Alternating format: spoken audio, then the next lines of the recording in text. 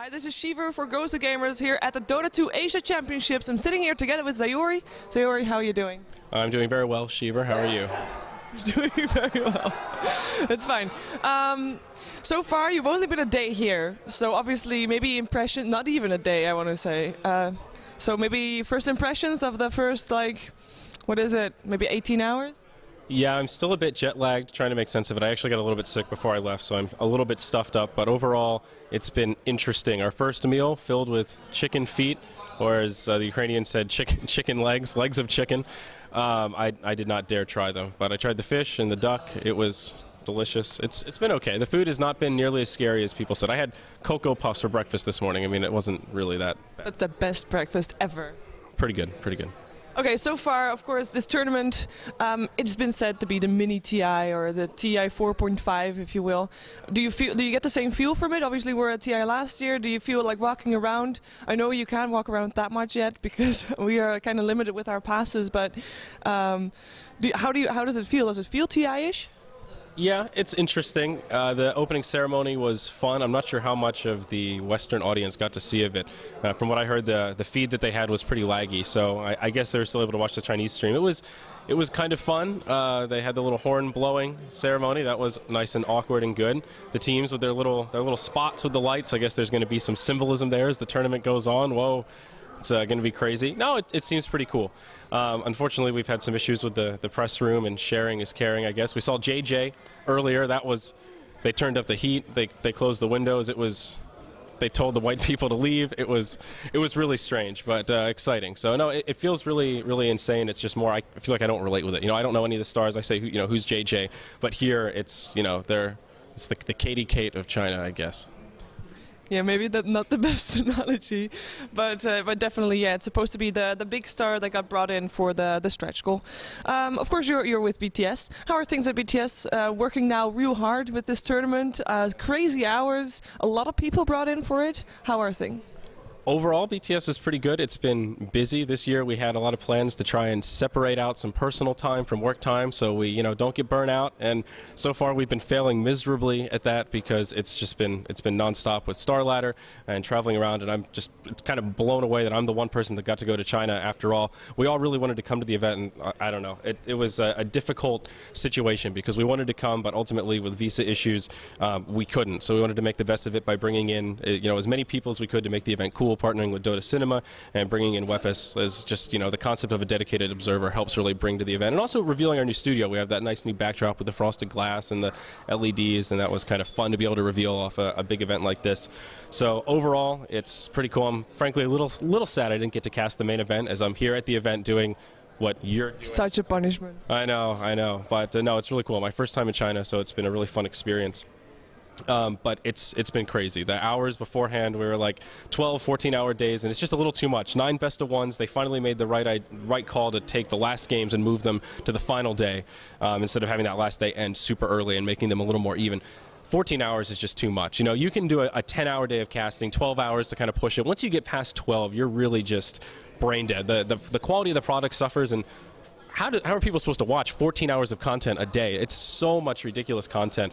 It's amazing, but it's insane. The hours are crazy. Especially with a lot of games being delayed or at least maybe paused. They had some issues also with 3 at a time too. It's just like it's hard to keep up with all of the Dota at once because you simply just can't watch it all.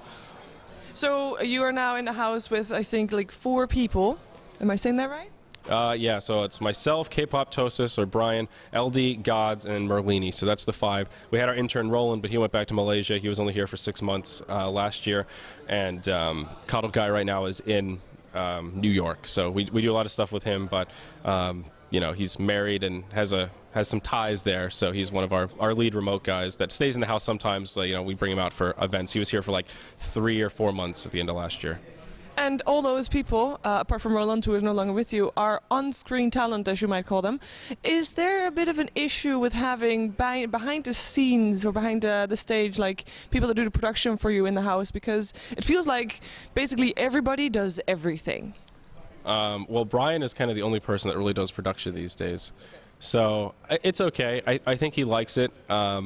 you know, he spent a lot of time developing the team fight recap, and that was like 3 to 4 months of pretty much full-time work, and not just him coordinating, you know, graphics and the people that actually programmed it and the people that actually interfaced it with our overlay set. It was a pretty serious undertaking, and once it got adapted into the game, I don't know, he felt like, well, why am I going to develop another thing like this when it can just sort of be taken and, you know, given to everybody else? And you know, we invested a lot of time and effort and money into it. So I think he wanted to find something like a new niche to kind of sink his teeth into, and he's really been enjoying the production side of things. He's been doing a great job for this DAC. You know, it's not flawless, but live production never is. It's really crazy. It's something that I didn't understand until I got to experience it firsthand with just, you know, a computer with 6 monitors, and then each monitor has a breakdown of all the different camera feeds you can switch to, and, you know, listening to the audio. And I mean, even just doing audio and video at the same time is ridiculous. You really need a dedicated person for each, and it's been a learning experience for all of us. You know, if you think 2 years ago, if you had told any of us at BTS that you're going to be hosting, you know, $250,000 plus tournaments twice a year, or maybe over $2 million tournament. Yeah, you know, we wouldn't have really believed it. So even just the idea of like hosting a LAN and getting all that stuff organized has all been a big learning experience. And you know, every event we do, we're kind of expanding our production suite and our expertise on that front. So Brian's been kind of taking point on all that kind of stuff, kind of our development on that side, and seems like he's been really enjoying it. I mean, there's a noticeable improvement from where he was, you know, this time last year. Is there a plan to get more people for backstage to help with the production?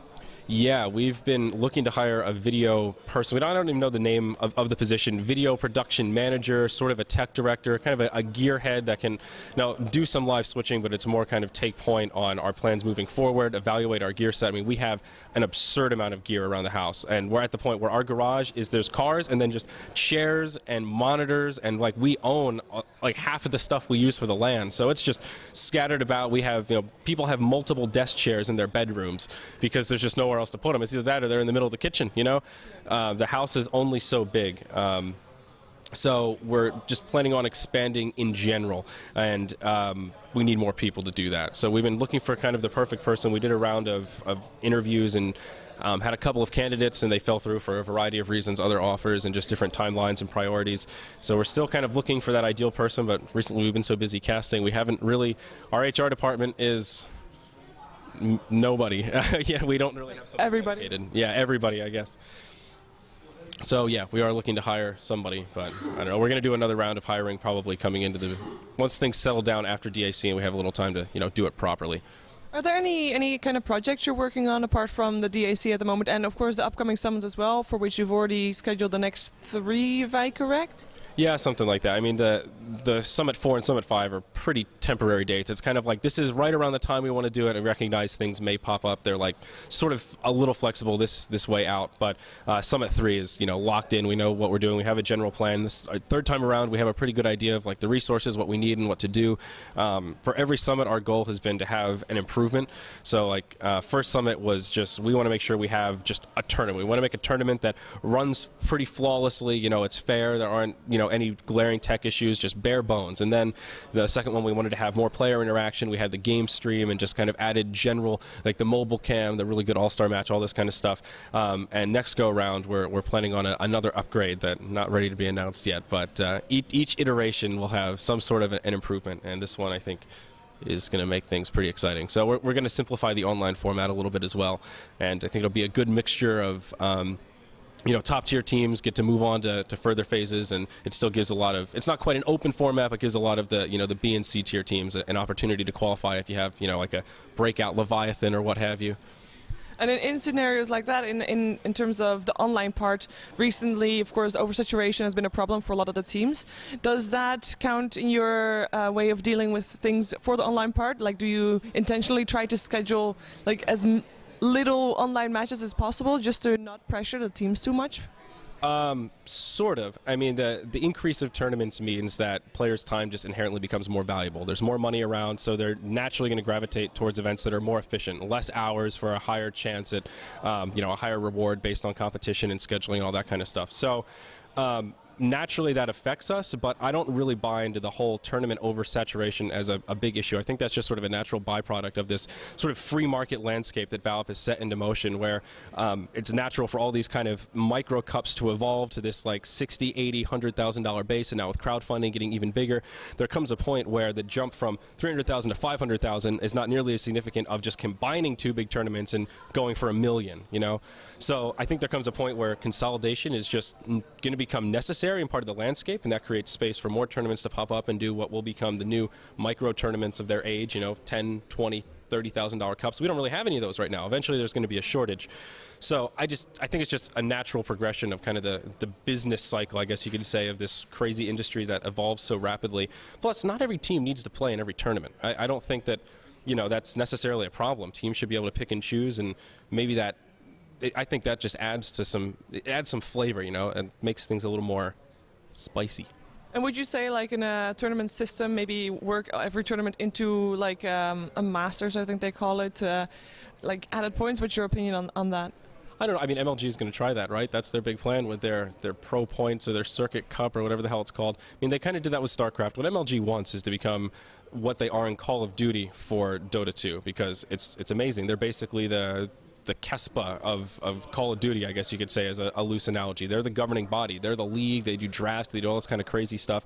And I think they have that same vision for a game like Dota that's growing like crazy and is, you know, sort of well suited for that, because there's so many player trades, and if there was more structure, it could be kind of interesting. But I think Dota, the difference is Dota's a lot older, and the relative to Call of Duty, the community is a lot more mature in terms of just kind of their landscape, and it just feels kind of different. I perhaps don't know the proper way to articulate it, but I don't know. I'm not the biggest fan of that. I think it's very hard to calibrate, you know, which tournaments will be approved point cups, how are the points distributed, how are they assigned, you know, that it gets kind of messy, and I feel like there's almost always some kind of an issue where some weird team sneaks through because they win all these little micro cups and they rack up all the points, or vice versa, where a really top-tier team wins a couple of big tournaments and then get distracted doing equally prestigious events that aren't on the pro circuit for, you know, some political reason or something, and they don't end up qualifying. It just gets messy. I don't really see a big advantage to it with all, you know, a whole laundry list of drawbacks. And with you mentioning MLG, of course, Join Dota has taken over MLG at the moment. Before MLG Columbus, it was a BTS, well, casting. I wouldn't say BTS production, it was MLG production, but BTS was hired to do the job. And with that, a lot of people online have been saying, oh, there's this competition going on between BTS and Join Dota, and, you know, which camp are you in? How does that, is that actually a thing from your side of the fence? To some degree. I mean, we're natural competitors, so there's always going to be a rivalry there, in the sense that we go after, we do similar things and we go after similar content. You know, there are definitely times where we bid on different content and partner with different organizations. The way things have settled down now, it's very obvious who's aligned with what. You know, we partner with StarLadder, they partner with MLG. Right now, Join Dota is partnered with ESL. It's just sort of, things are divided by other variables. You know, we're exclusive to Twitch, and that's something that Join Dota doesn't do. So that influences other partners that we work with. One of MLG's highest priorities is broadcasting on the MLG platform. That doesn't work for us with Twitch, so it's natural that Join Dota can gravitate towards that. It just makes them sort of natural partners, and I think a lot of the arrangements with the big events in particular, you know, they do ESL and we kind of do summits.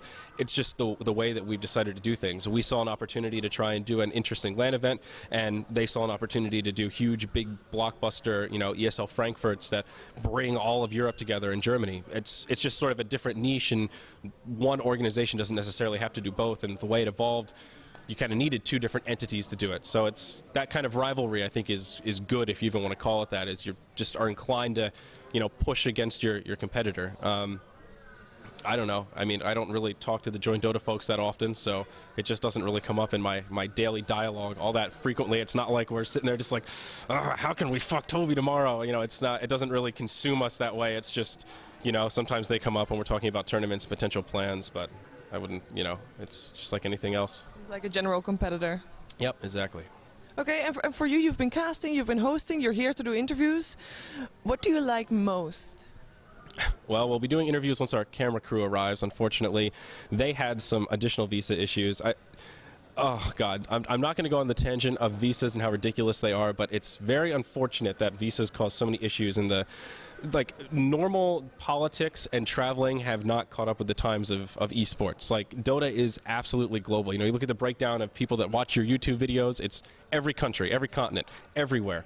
It's kind of crazy, and you just can't travel that way yet, that quickly based on video games. It sounds made up, you know, in countries that don't have broadband in the vast majority of where they live. It's like, what, a video game tournament, you're making millions, it just sounds made up. Where did that money come from? They just don't understand. So anyway, that's not relevant. I like casting better, I think. Hosting feels like kind of a more natural fit, but it's just, I don't host on a day-to-day. There aren't enough gigs for it. Hosting is a fun one-off, like every quarter or every other month, being able to do an event like StarLadder. I like taking the host role because, I mean, I'm not an analyst, so it's sort of a natural fit with the other people that are going to be on the panel, but it just feels a little easier. I'm just naturally inquisitive. You know, most of the questions I'm like, I just want to know what's going on with this. I don't understand. Explain it to me, you know? I'm curious. So, but casting is definitely what kind of fuels my esports fire, I guess, if you could call it that. It's just, I've never had anything else in my life that has motivated me to wake up and kind of give 110% every day, you know. Some of that I think is just the live audience and the nature of our community grilling you if you mess up, just very basic or even very intricate mechanics, but there's just nothing else I've ever, you know, really had that drive to just push it and, you know, see how far I can take it. And you've also interviewed at some events. I think TI, you interviewed for BTS. You're here to interview. How are you liking doing interviews? It's okay. A lot of people do it. There's competition. So I used to really like doing interviews a lot. Now I actually don't like pestering people because I know players get a lot of requests to do stuff. And personally, I don't like having to do content where I constantly have to bug people to do it. Even though they don't really mind and there's always that, you know, harmony, it's sort of a personal internal thing where I know it's not really a bother, but still, I just like... It feels like it's a bother. Yeah, well, it's just nice that for casting, it's just me. I can just sit down and do it and work with my I don't have to bother somebody else to create cool content. For interviews, I have to take someone else's time and make them the star. And if someone else... That's the part I don't like about it. If someone else is getting them, fetching them for me and plopping them down, okay, here comes Arteezy. I'm like, okay, great. Artur, what's going on? You know, that part I really enjoy. I like asking... Like I said, I'm inquisitive, so I like asking questions. Interviews are fun. And you used to do a lot of podcasts. You still do them once in a while, but not as regular as you used to. Why not? You're very observant, Shiva. I've been slacking on my podcast. Thank you for pointing that out. Yeah, no, it's just because I've been busy, and I have to get in the habit of writing down interesting things or just tidbits to talk about. And if I don't write it down, I sit down and record it. I'm just like, I don't have anything interesting to talk about. And I sort of fell out of the habit from traveling, especially like 'cause even before StarLadder, I went back to Jersey. So like basically, we had like a sort of people come stay at our house over Christmas, then I went to New Jersey, then I came back for a week, then I went to Kiev for a week, then I came back for 2 weeks, and now I'm here in China. So I've just kind of been all over the place, and the podcast is lower priority than, you know, multi-million-dollar Dota tournaments that I may or may not be traveling to.